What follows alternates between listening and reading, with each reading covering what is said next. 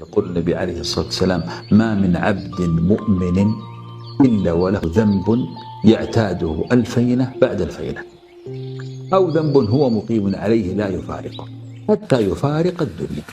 إن المؤمن خلق مفتنا توابا نسيا إذا ذكر ذكر.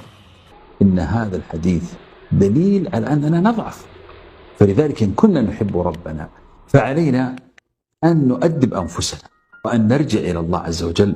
جاء رجل إلى النبي عليه الصلاة والسلام، اسمعوا الكلام هذا مهم لإخواني، فقال: وذنوباه وذنوباه، فقال هذا القول مرتين أو 3 مرات.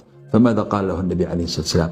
قال: قل اللهم مغفرتك أوسع من ذنوبي ورحمتك أرجى عندي من عملي. فقالها ثم قال: عد، وكرر، ثم قال: قم فقد غفر الله لك. التوبة يا كريم، بارك الله فيكم. لا تنسوا الإعجاب بالفيديو والاشتراك في القناة.